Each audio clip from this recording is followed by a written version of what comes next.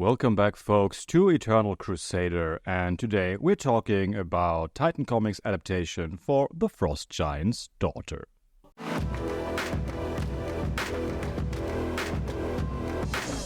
How swiftly time flies. Just a moment ago, I was marveling at issue number 1 of Titan's Conan the Barbarian, and now we find ourselves at issue number 16.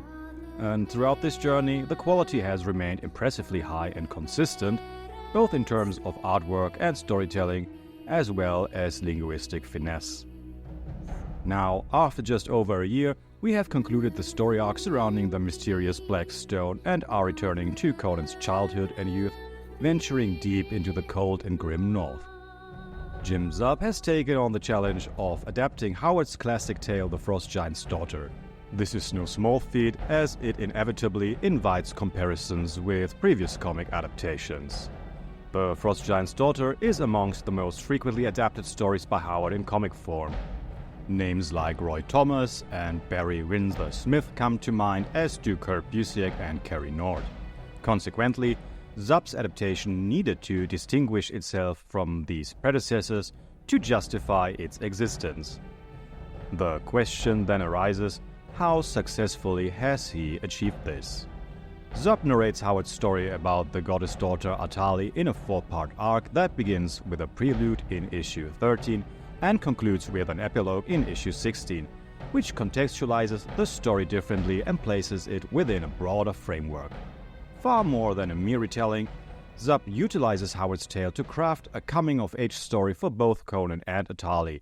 He employs a shift in perspective, as much of the comic is told from Atali's viewpoint. She observes Conan from afar and develops a fascination for the young barbarian, who possesses qualities unlike those of the brutish, war-hungry man she typically despises as an immortal being.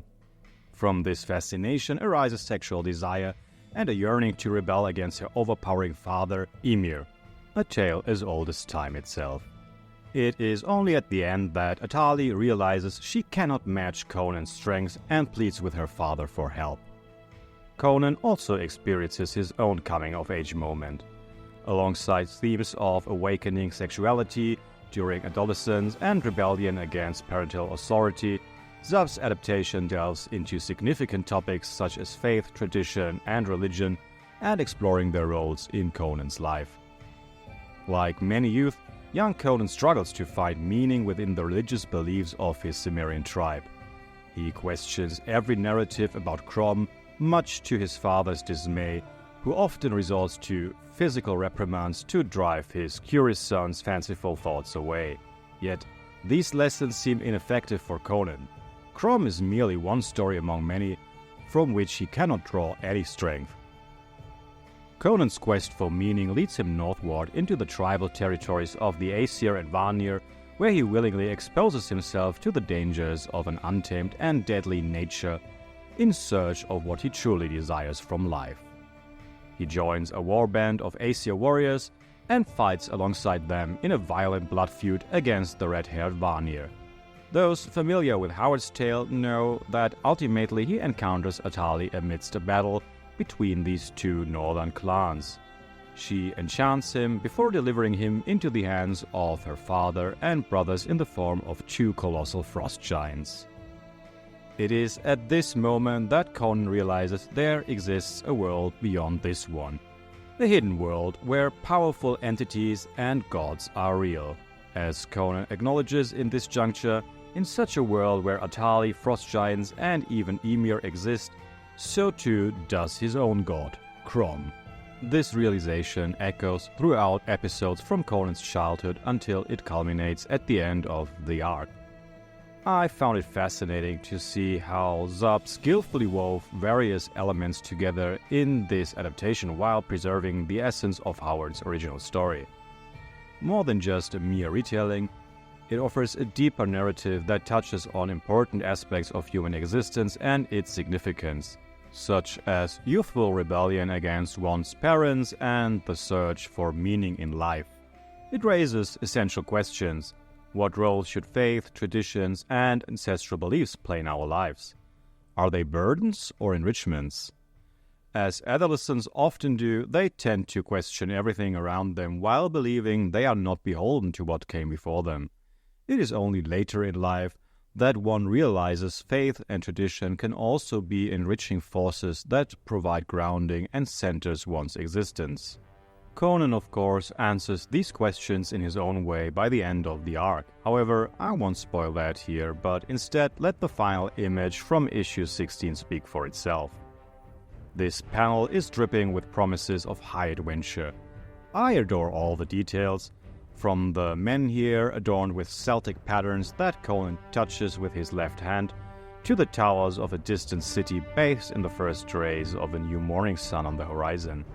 There is so much symbolism going on in this image regarding Conan's roots and what awaits him in the future.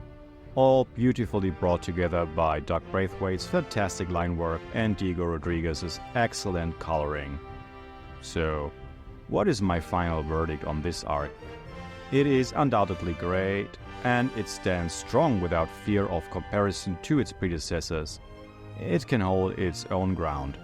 While I could rave about both prose and artwork, which are undeniably fantastic, I found that it was primarily the themes explored along with Zub's shift in perspective that made this adaptation stand out.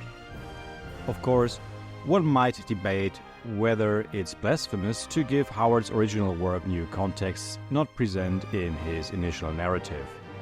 Purists may even scoff at this notion. However, I see no problem with it whatsoever. Comics are entertainment, and so was Howard. He wrote fast-paced action adventures for pulp magazines while possessing a unique voice that resonates even today. I absolutely consider him a pioneer of fantasy literature and one of modernity's great storytellers. But it's not gospel for me, and no entertainment product should be treated as such. Howard, Smith, Lovecraft, Dulles, they all enjoyed playing with their creations. Let others have that fun too. That's my take on this matter. I would rate this entire arc 9 out of 10 crushed skulls. Good job. Well folks, thank you once again for listening to Eternal Crusader, where we talk about all things sword and sorcery, dark fantasy, Robert E. Howard, and Conan. If you like our content, please leave us a comment, give us a thumbs up, and if you're feeling extra brave, do as our favorite Sumerian would do, crush that subscribe button, see bad YouTube content driven before you, and hear the lamentations of YouTubers who are too weak to enjoy sword and sorcery. Till next time.